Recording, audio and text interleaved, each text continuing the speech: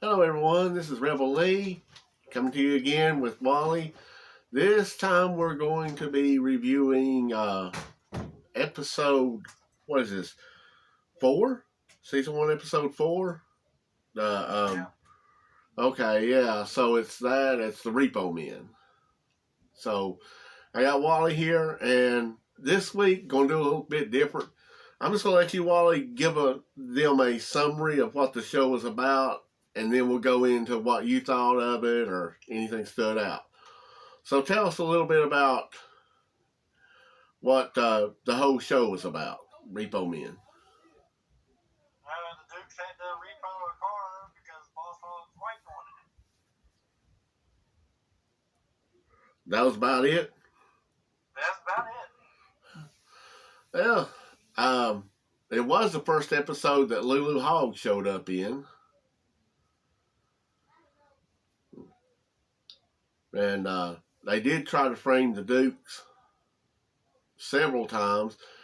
The plan was for them to broke probation for having stolen the cars. Yeah. And by not giving them the titles to the car that they bought. At first you feel like, well, that's pretty bad. The people paid fair money for the Rolls Royce. They turned out being crooks too. Yeah, but they legitimately bought it. Yeah. I don't know. Did they get a fake title? Because all of a sudden you saw Boss giving all these other titles out. Did he have an actual title for that? Or, that's kind of a thing that I wondered. Yeah, it was never said one way or the other. No, they didn't.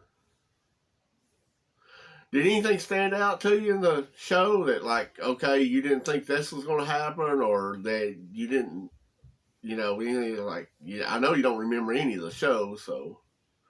Well, they used to say it never rained in Hazard. It rained in this episode. It thundered and everything. Yeah. When Enos was reading the rights to him at one of the things, he was saying it completely wrong. I didn't catch that. Yeah, he says you have the right to remain quiet. Oh.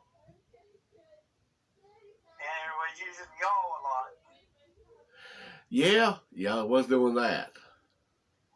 They used the General Lee to tow the wrecked car they got. It never showed what they did with the wrecked car. I'm glad you brought that up. I meant to say this too. That car that they were towing, that General on General, that was General 1. According to IMDb, that was the one that was done in the first jump scene in episode 1. Later, it was really destroyed, I guess, and just left somewhere. Somebody found it, and it went to 2 owners before the third one or something like that, just restored it all the way to new again. But that was actually the first car.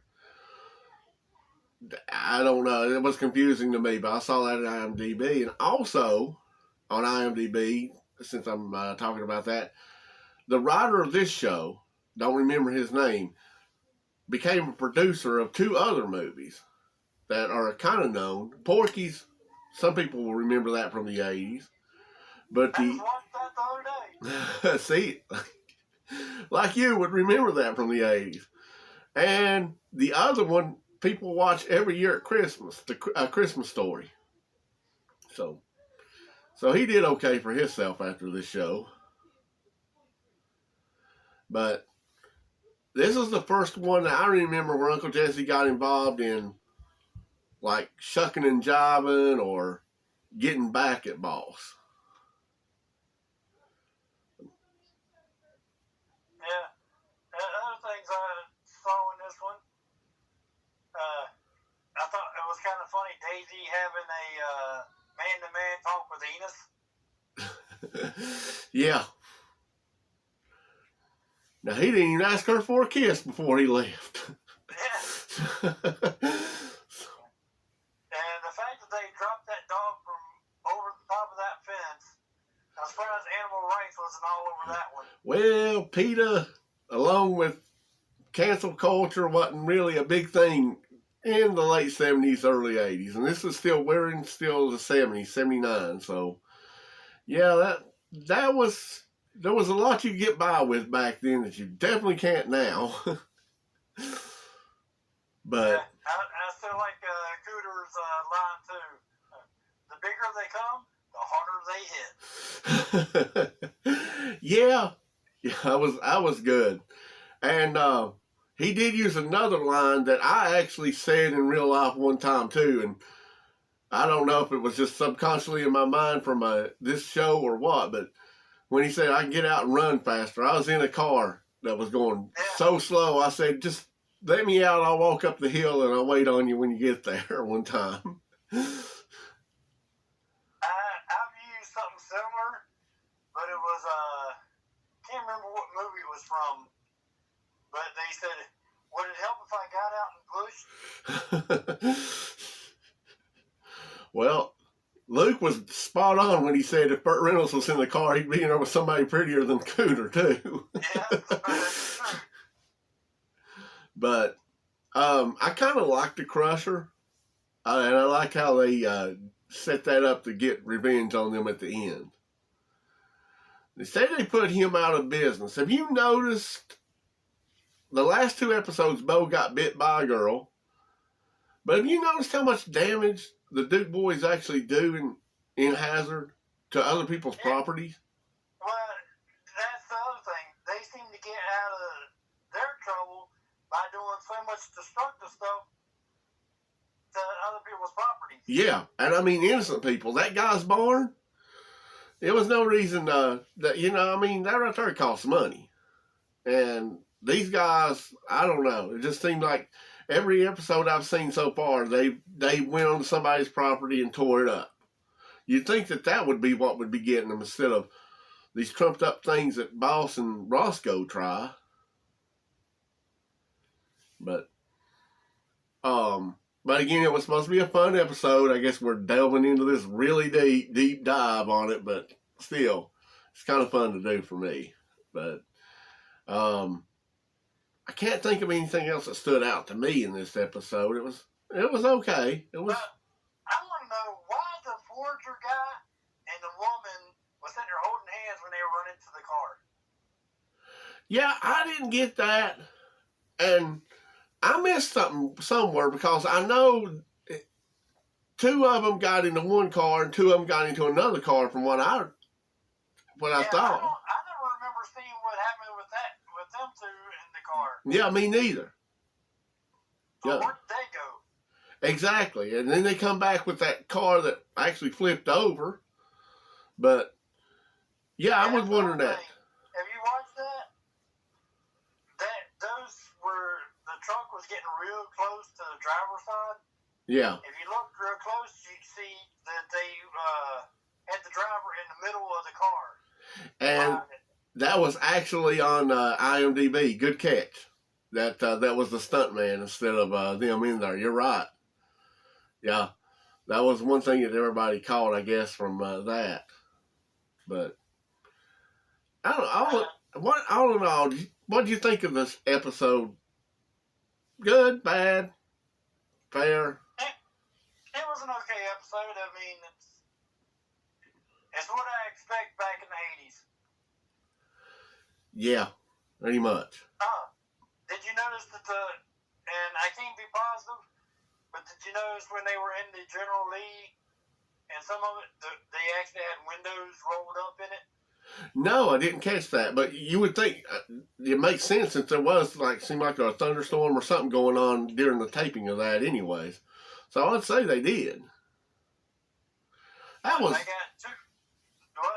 was something, as a kid, I never could understand. How did they get in if the windows was rolled up since the doors was always welded shut?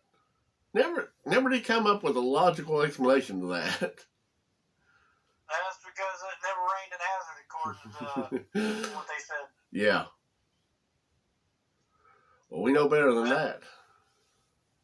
Did you see where they used a lot of fast forwarding the cars to make them look like they're going faster?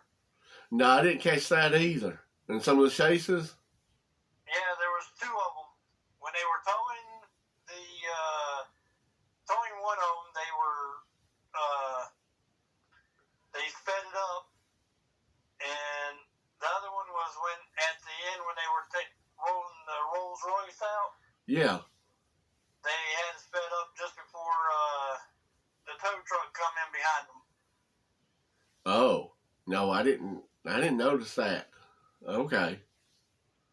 And when Roscoe took the Rolls Royce, why did he leave them on the side of the road walking instead of arresting them there? That didn't make no sense either. I didn't get that at all. And they got to go home, and then they got to go crush all them cars up. And there was no arrest. I guess he was just more concerned about getting his sister's Rolls Royce back to boss than actually arresting them at that time. I don't know.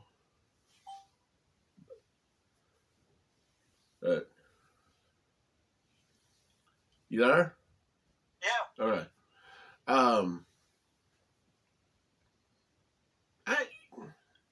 Yeah.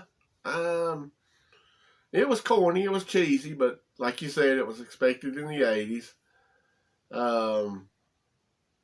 It had just about everything you'd want: the fight, the dogs, the car chases, and everything. But I'm guessing that was the only used dealership in Hazard County, and so nobody can buy a car now thanks to the Bo and Luke. Yeah. So now we know a convenience store last week got taken out, and the gas station, so no wonder Boss could jack up the prices at the Boar's Nest. And it's all because of these heroes. Yeah, well, they actually did say that was the only car dealership in Hazard County. Exactly, and they destroyed it. Just got rid of it altogether. Well, it might not have been the fairest one in Hazard, but... I'm coming to learn that in Hazard, nothing's ever fair. No. They fight the system, and Roscoe's always talking about his pension that he didn't get, and Boss is as crooked as they come. But I guess that'll wrap it up for this episode. Next week is High Octane. For some reason, that title stands out to me. I'm not exactly sure what it's about, and I didn't look up when it was released. What year? I mean, I know 79, but I don't know the date. But that's the one we'll tackle next week. So we'll drop this one on Friday and 2/23/1979. Okay, so the 23rd, 1979 of February. Okay. It should be interesting. I know I'm pretty sure I got that like on VHS a long time ago. That might be why it's standing out to me. But that is one. And plus, I've done this podcast with Roger a couple of years ago. So that might be where it's coming from. But I think it's going to be a good one. But anyways, that's all I have. You got anything, Wally? Nope, that's about it. All right. Well, until next time, guys, keep it between the ditches and yeehaw!